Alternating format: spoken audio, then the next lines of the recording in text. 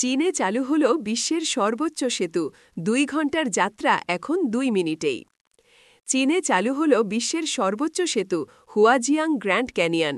দক্ষিণাঞ্চলীয় গুইঝো প্রদেশে ৩ বছরের নির্মাণ কাজ শেষে আজ রোববার ২৮ সেপ্টেম্বর সেতুটি যানবাহন চলাচলের জন্য খুলে দেয়া হয়েছে।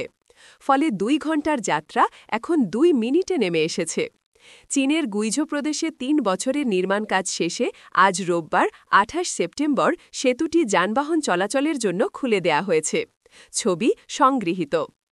সেতুটি নদী ও বিশাল গিরিখাতের ওপর নির্মাণ করা হয়েছে এবং নদী তল থেকে এর উচ্চতা ৬২৫ মিটার ২০৫১ ফুট। এটি একই প্রদেশের নির্মিত ৫৬৫ মিটার উচ্চতার বেইপানজিয়াং সেতুর রেকর্ড ভেঙে দিয়েছে। এই নতুন সেতুর উদ্বোধন চীনের অবকাঠামোগত উন্নয়নের নতুন দিক উন্মোচন করেছে এবং দুর্গম অঞ্চলের যোগাযোগ ব্যবস্থা আরও সহজ করবে। রোববার চীনের রাষ্ট্রায়ত্ত গণমাধ্যমে সেতুটির ড্রোন ফুটেজ প্রকাশ করা হয়েছে।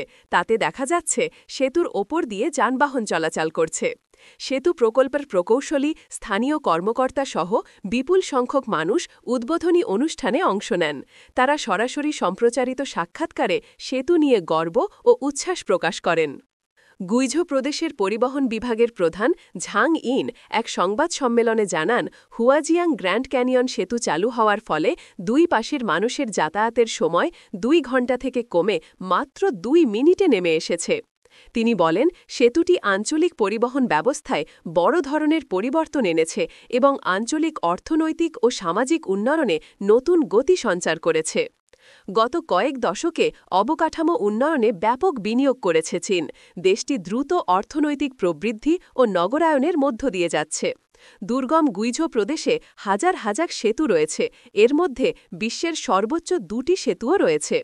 চীনের রাষ্ট্রীয় বার্তা সংস্থা সিনহুয়া বলেছে, বিশ্বের সর্বোচ্চ ১০০ সেতুর প্রায় অর্ধেকই গুইঝো প্রদেশে অবস্থিত। ১৪২০ মিটার দীর্ঘ সেতুটির প্রধান স্প্যান এটিকে পাহাড়ি এলাকায় নির্মিত বিশ্বের সর্ববৃহৎ স্প্যানের সেতুর মর্যাদা দিয়েছে।